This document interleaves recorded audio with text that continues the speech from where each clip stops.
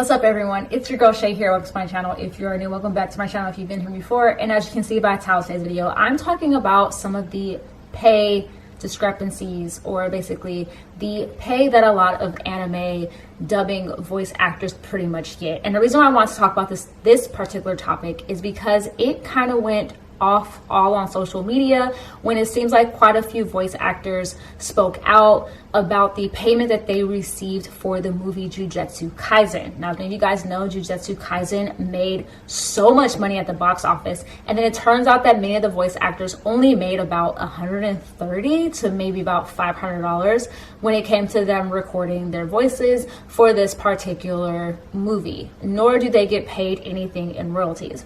Now, I decided to do a little bit of research concerning like the pay for anime voice actors, like how much is it, the whole thing with union versus non-union, as well as kind of like how a lot of the pay is a lot different when you are someone who does prelay work, which is basically what a lot of Western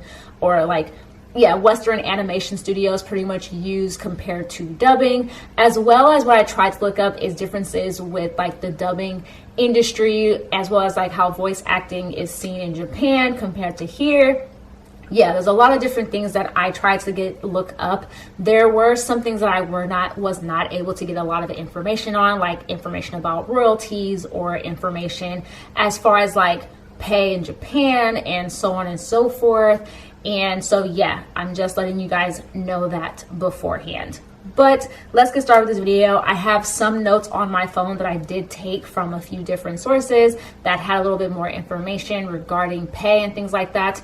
Another reason why some of this information was a little bit difficult for me to find is because I do know, at least here in the US, there is still kind of like a weird taboo when it comes to talking about how much money you make. So it's a little bit difficult to get an exact number and or range that voice actors are also getting, especially since some voice actors at least are pretty well off depending on what kind of work they do, as well as many of you guys know, a lot of voice actors will do multiple projects at the same time to garner more money, and some projects obviously will pay more money than others. But let's get started with some of the information that I pretty much have for you guys. So one of the first things that I wanted to look up was pretty much about like union or non-union. So at this time, there are currently two different unions that voice actors can be a part of, and they are SAG and AFTRA. SAG stands for the Screen Actors Guild, and AFTRA stands for the American Federation of Television and Radio Artists. So what a lot of these like unions pretty much do is they pretty much make sure that voice actors or any actors are getting paid pretty much a livable wage, as well as making sure that they are basically very well taken care of. That's what a union pretty much is supposed to do, and that's what a union pretty much does.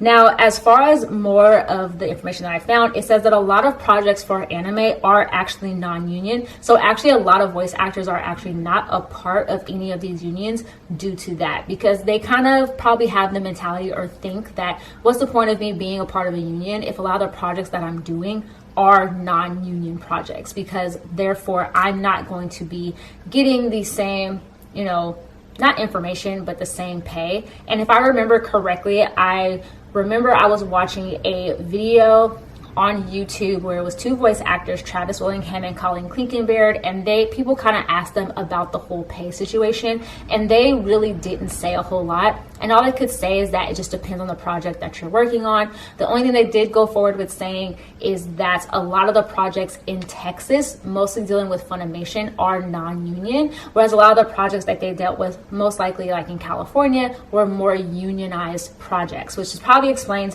why a lot of voice actors at that time, specifically in the anime, did move from Texas to California, maybe for the whole union and non-union aspect, but also because there's obviously a lot more opportunities in California when it comes to voice acting and acting in general compared to Texas, which you really only have Funimation basically. So that was one thing that I was able to also look up. So I know that there's this huge thing where I looked online, and that's when a lot of voice actors were basically thinking that due to Sony now buying Crunchyroll, and now Crunchyroll and Funimation basically being under the same company, a lot of voice actors are saying maybe this will open it up for more union projects. and open it up for it to be a very serious pay bump and seeing like them actually making a lot more of a livable wage. And so far that hasn't happened. The one thing that I did look up as well was that for a lot of these projects, the reason why some voice actors are getting paid a specific amount, which is pretty low compared to what we would think, is strictly because of the fact that each project is given a certain amount for the budget, and that budget is going to include the pay rate for these voice actors, which is why they realize that they're getting paid such a low amount of money. There are also some things that I found on different websites when it comes to like payment and stuff like that. So one of the things that I saw was that for Funimation, one person had said that people who worked with Funimation says voice actors receive pretty much $35 to $75 an hour when it comes to dubbing anime, as well as they're talking about the fact that they need to do a lot more union dubs. So basically what this comes down to is that a lot of dubs are done non-union, which is why they're getting paid so low as opposed to them being paid union. So I do want to bring up this thing about Netflix, because Netflix actually pays their voice actors a lot of money, and a majority of the projects are union. So let me give you guys the figures for Netflix. So Netflix actually just made a union agreement. And in a union agreement, they say voice actors get paid $87 an hour for a 2-hour minimum, meaning they have to do at least 2 hours. That is the minimum, and they get $87 an hour. And then they get plus a 50% buyout, which totals $130.50 an hour, plus contribution to pension and health. So you can make quite a bit of money as a voice actor if you are doing a specific Netflix dubbing show.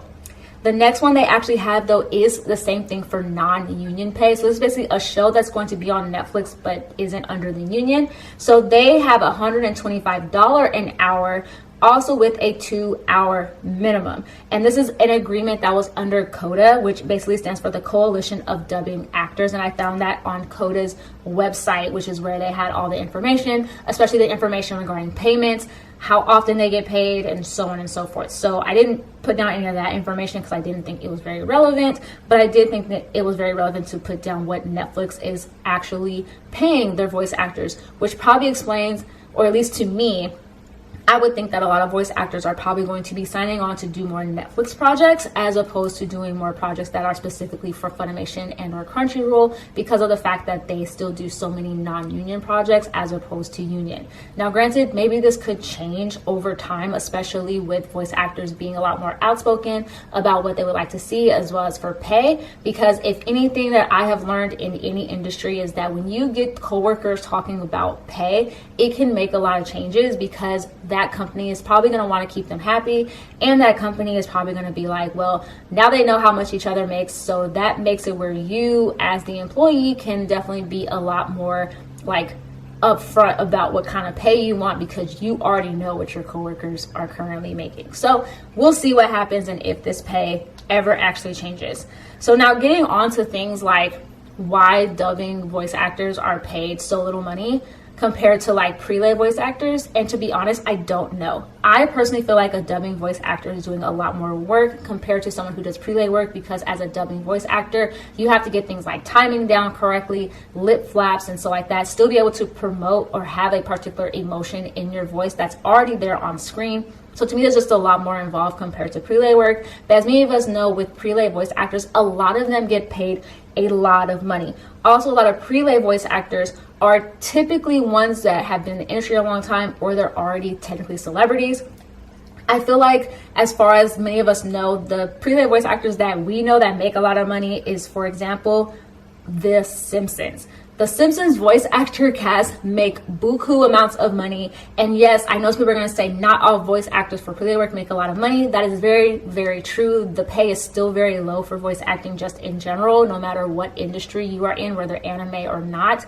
But at least on the Western side, you can start to make a lot more money, especially if the project you're in or in the animation that you are in starts to become super, super popular. You can garner or negotiate to get more money money, whereas that is the difference when it comes to anime voice actors for dubbing. You can't really negotiate for your pay. So I don't know how that works though, but I believe from what I read and from what I was able to understand, the negotiations are very different on both sides, and the negotiations for the dubbing, I believe, have to happen, before they start hiring voice actors. But I don't really know entirely like how that entire thing works compared to in the States or like Western voice acting. So one thing that I am curious about that I wasn't able to get a lot of information on was that could it be possible that dubbing voice acting is so low is because of the fact that you are dealing with another country and that you are bringing in a product from somewhere else compared to you doing a product that is made in the country that you're speaking for, if that makes any sense. So that's what I'm curious about, and if it's like a cultural thing or if that's why the pay is so low. I'm also curious that since anime is becoming extremely much more popular than it used to be, if that's going to increase the pay as well. There's actually honestly more questions that I have than answers because a lot of this information I just wasn't able to find. But me personally, overall, I think that voice actors in general need to be paid more. Animation is at an all-time high. So many people love to watch animation, whether it's with Disney or Fox or anime or anywhere. Animation has taken over. And I especially think that dubbing voice actors need to be making a lot more money. I also am curious about the whole royalty aspect because now with streaming, the only thing I was able to look up is that for streaming now, when it comes to royalties, it's basically a set contract of how long a show is going to be airing on a particular streaming service compared to before where it was basically when a show was put into syndication on ATV and then you just basically got paid royalties anytime that particular episode or show aired if you were in that particular episode, compared to like if it's an episode where you're just not in it at all, you're not going to get paid any money. So that is the only thing. I'm not for sure why anime voice actors do not get paid royalties. I feel like that would be great, but I wasn't able to find really any information regarding why. The only thing that it told me that I was able to look up is that royalties are usually done during the negotiation process.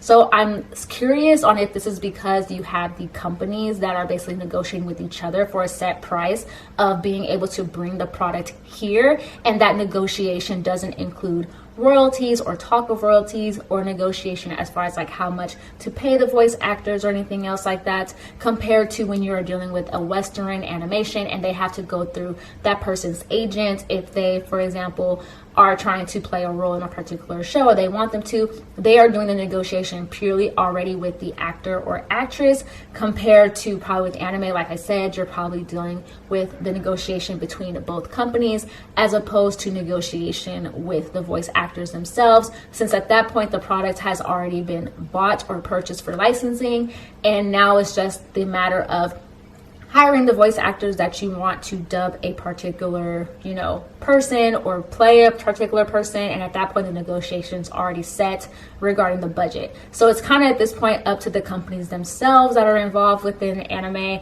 to make a better negotiation as far as how much to pay dub voice actors. Now, for you guys who are probably gonna be in my comments of saying like, this is why I only watch subs, I don't want to watch dubs, so it doesn't matter to me. Sub voice actors or Japanese voice actors don't get paid a whole lot of money either, from what I was able to look up. So even they don't get paid royalties, and even they don't make a whole lot of money just voicing a particular character. So even for them, the money should also go up as well, and they should be paid royalties, especially with how much money anime itself overall is bringing in. But I would really like to know your take on this topic. Please comment below any thoughts you have. Maybe I'll do another video because I do want to continue to look up more information about this topic, because I'm sure that this information is going to change as the industry continues to change. And so I probably will do another updated video as more information is either released or I'm able to look up more information about it. But like I said, comment below your thoughts, and like always, please be respectful in the comments. I'm okay with having a conversation with everyone about particular topics, but just be respectful, so like no name calling or anything else like that. But yeah, that's the video I have for you guys. If you like this video, give it a thumbs up. And also please subscribe if you haven't already. I'll have links below to all my social media accounts, my Instagram, my Twitter, and also of course my TikTok. So please check that out and follow if you haven't already. Like I always tell you guys, stay positive, stay nerdy. In today's day and age, stay healthy, and of course, please stay safe. All right, you guys, bye.